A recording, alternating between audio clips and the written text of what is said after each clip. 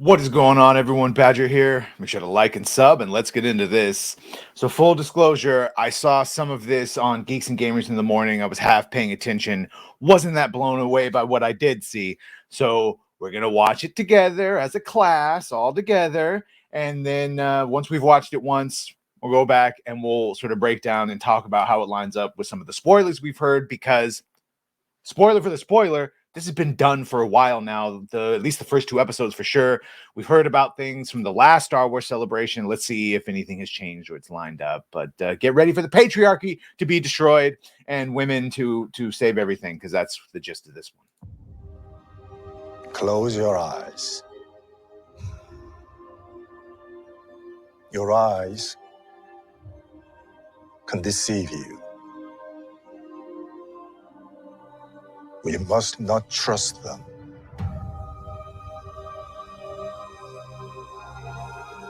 Tell me what comes into your mind.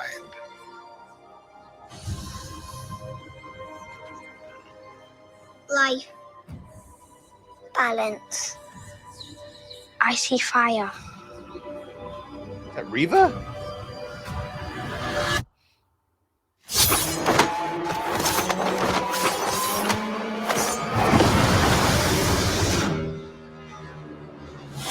Trinity still got it. Someone is killing Jedi. It doesn't make sense. What happened? They got to stop with that haircut. I sensed darkness.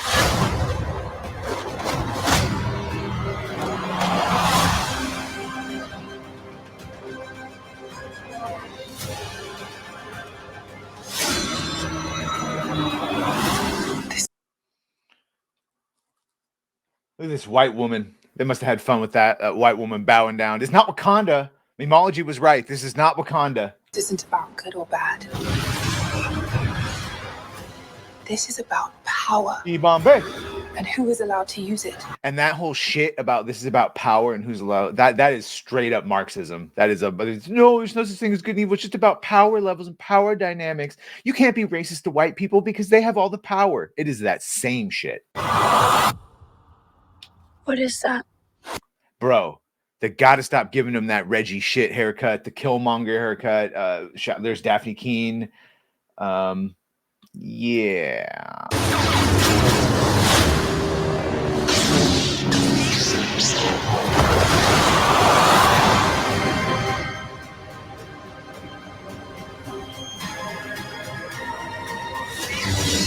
So 2-episode premiere. Okay. Let's do this again. This one will pause as we go through. So before we start this, and spoiler, because I'm gonna spoil the shit out of this. So if you don't care, bye. Make sure to like and sub. Thank you, love you, bye. Okay, so now that they're gone, we are going to talk about the spoilers. And before I have brought up here on another tab, this came out like a hot minute ago, but of course Daniel Reitman, because we don't have any other scoopers, he's claimed that both Amanda Stenberg, who I'll point out, and Manny Jacinto will be playing two different characters. Stenberg will be playing Force-sensitive twins, both of Force Sith origin, whatever, and one will remain a Sith while the other will be taken and trained by the Jedi. The plot is then said to follow the evil sister as she becomes a Sith assassin who is tasked with taking out Carrie Ann Moss's character, who's a Jedi master. Okay, so here we have some disgusting diversity. No, not the little Asian boy. I was talking about this brown furry creature here. No, I'm just kidding. Close your eyes. Your eyes can deceive you. We must not trust them. And of course, he's doing the classic play on Yoda and Obi-Wan also telling, especially in the first one, Obi-Wan telling him that your eyes can deceive you and not to trust them, blah, blah, blah. Yoda makes similar, trusting in the Force throughout this. So it's fine. They're combining all the things.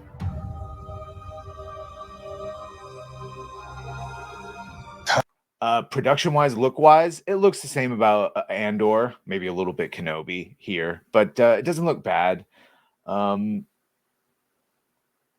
Again, the High Republic, it's a much more glorified Jedi are fuck. If you thought they were arrogant in the actual series, they were way more high and mighty, ostentatious, gold on their cloaks.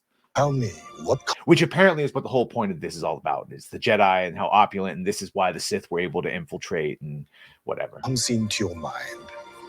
Diversity is our strength.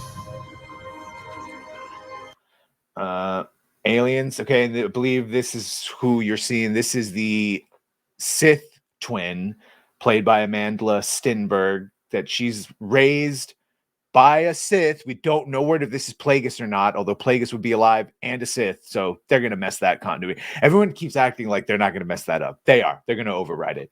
And so she will be hunting down, trying to kill Jedi and infiltrate.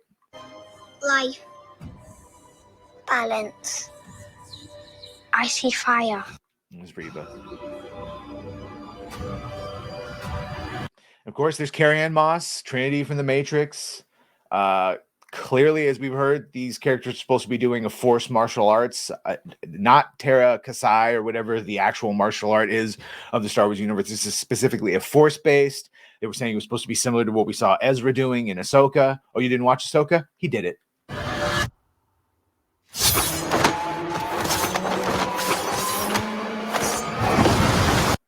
And then, of course, like I said, that's promising to beat her without using a lightsaber. It was stupid.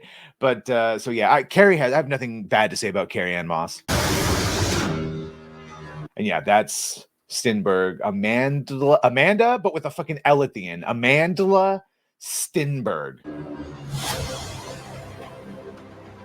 Someone is killing Jedi. And we know how and who. And she's doing it with a knife. And he looks a little frozen using the Force. And there's Daphne Keene and the Killmonger haircut guy. It doesn't make sense. Yeah, I'll freeze it. And I actually think he's playing an established character from the High Republic.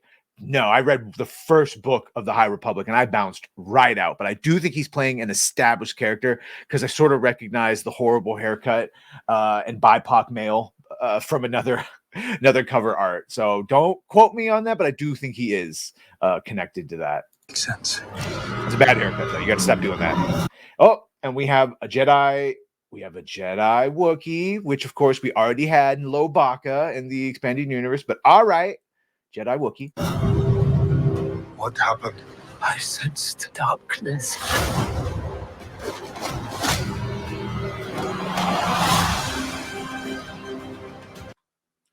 Not sure who that is, but those doors automatically open, and a Jedi wouldn't use it for such frivolity of just, he just would have pushed the button.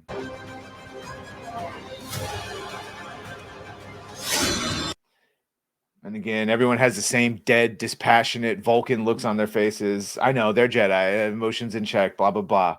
Just rip the dagger out of the hand.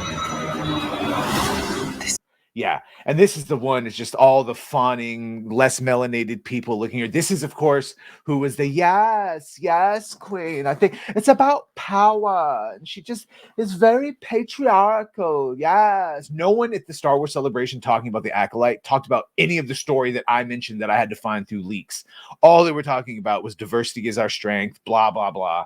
Very Eternals vibe of this is saving lives. This isn't about good or bad. That's okay. Sorry. This isn't about good or bad.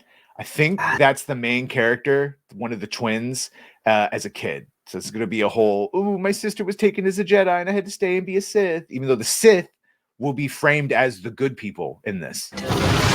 Hashtag Palpatine was right. This is about power.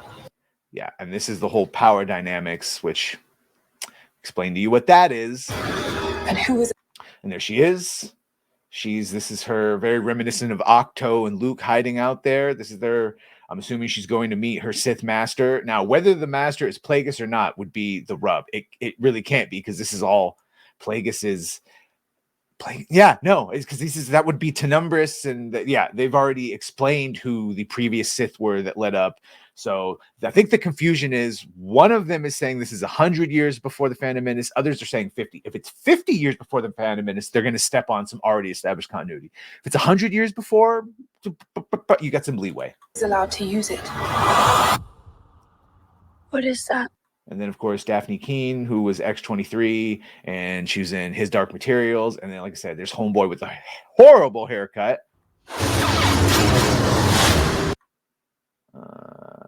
Looks like a normal human hand. Can't really tell ethnicities.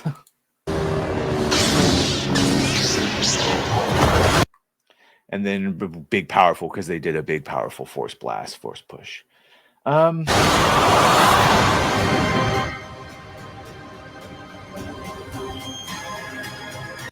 It doesn't look cheap. And here's the thing, it's got everything they want, and it's made by Harvey Weinstein's former personal assistant, Leslie Headland, who, of course, couldn't talk about this without saying queer like 20 times. So, prove us bigots wrong, I guess. If it's good, it's good. It doesn't look cheap, because, I mean, Kenobi looks straight up cheap in some parts, so it doesn't look cheap. The acting, there wasn't much there except from people looking, mildly confused. Everyone looks pretty stoic and quiet. That's fine.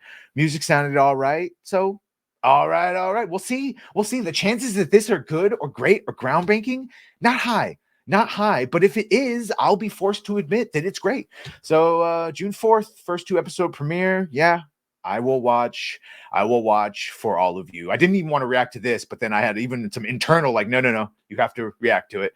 Not internal in here, like literally my own friends are like, no, you have to react to it, because we were waiting to see what you thought before we even bothered watching it. Because yeah, that's what we do. Fall on the altar of shite ridden stuff, so that if there's a chance it's good, we'll let you know and we can talk about it. So that's it. If you've liked, shared, and sub, thank you. If you're gonna do that, thank you. And well, bye.